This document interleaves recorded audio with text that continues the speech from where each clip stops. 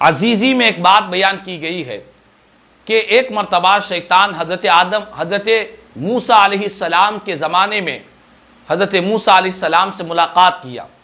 ملاقات کر کے رونے لگا اور کہنے لگا کہ اے اللہ کے نبی پیغمبر، آپ اللہ کے پیغمبر ہیں، آپ موسیٰ کلیم اللہ ہے، آپ اللہ کی بارگاہ میں جا کر میرے لیے میری توبہ کے لیے آپ سفارش کیجئے۔ میں اپنے سچے دل سے توبہ کرتا ہوں، میں نے جو رب کی نافرمانی کی تھی، تکبر کیا تھا، انکار کیا تھا، میں توبہ کرتا ہوں، آپ اللہ کی بارگاہ میں جا کر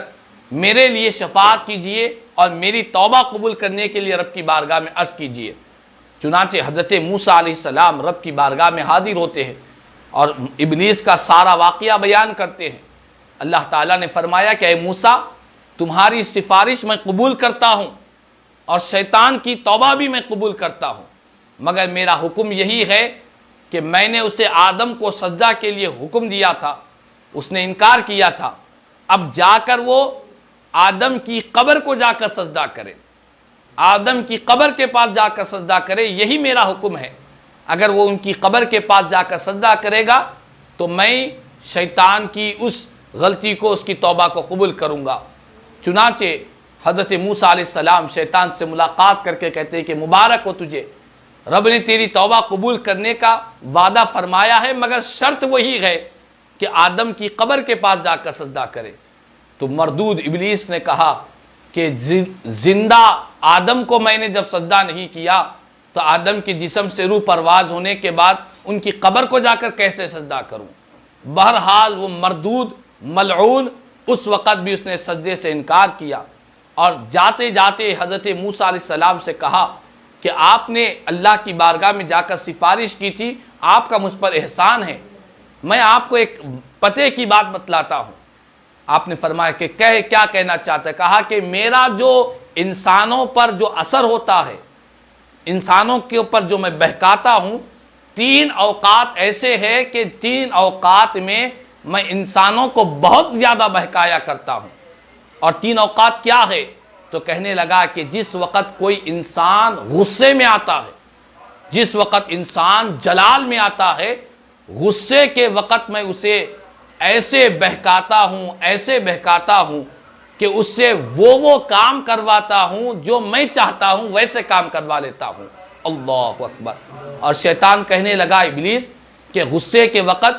انسان کے جسم کے اندر خون کی جگہ میں دوڑا کرتا ہوں،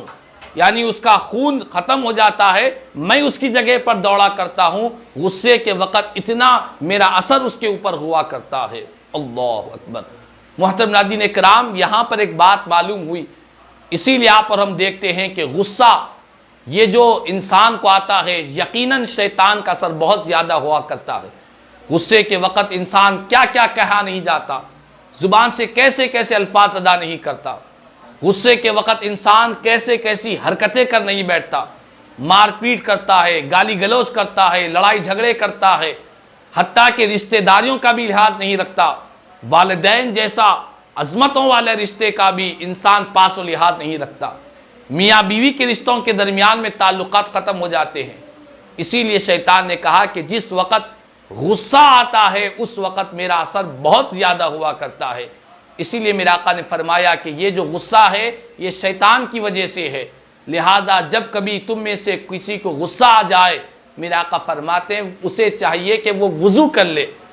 وضو کا پانی جب پڑے گا، چونکہ شیطان آگ سے بنا ہے اور آگ کو پانی بجھاتی ہے، اسی لیے میرے آقا فرماتے ہیں جب کبھی تم کو غصہ آ جائے تو تمہیں چاہیے کہ وضو کر لیا کرے، وضو کی برکت سے غصہ ختم ہو جائے گا۔ تو یہ پہلی بات ہے جس وقت میں بہت زیادہ غالب ہو جاتا ہوں۔ اور دوسری بات شیطان کہنے لگا کہ جس وقت بندہ جہاد کے لیے جاتا ہے، اپنے گھر بار، دوست پڑوس، رشتہ دار، بیوی بچے، ماں باپ سب کو چھوڑ کر جہاد کے لیے جاتا ہے، تو اس مجاہد، اس غازی کے دل میں یہ بات ڈالتے رہتا ہوں کہ تو اپنے ماں باپ کا، اپنے اہل و عیال کا، اپنے بیوی بچوں کا خیال کر، اس کے دل میں دنیا کے رشتہ داروں کا خیال لا کر اسے جہاد میں جانے سے روکنے کی کوشش کرتا ہوں۔ یہ 2 وقت ہے، اور تیسرا وقت جو شیطان کے بہکانے کا بہت زیادہ ہوتا ہے، شیطان نے کہا کہ جس وقت کوئی مرد کسی اجنبی عورت کے ساتھ تنہائی میں رہتا ہے، اس وقت بھی میں اسے ایسا اکساتا ہوں کہ اس سے بدکاری کروا دیا کرتا ہوں۔ تو کہا کہ یہ تین اوقات ہے، ایک غصہ، اور دوسرا جہاد میں جاتے وقت، اور تیسرا اجنبی عورتوں کے ساتھ تنہائی کے وقت میں۔ ان اوقات میں میرا بہت زیادہ اثر ہوتا ہے، میں جو چاہتا ہوں اسے کام کروا لیتا ہوں۔ چنانچہ حضرت موسیٰ علیہ السلام کے زمانے میں شیطان نے کہا، بہرحال اس نے حضرت آدم علیہ السلام کی قبر کے پاس جا کر سجدے سے انکار کیا۔ اس کے بعد کہا، اس نے ابا وستک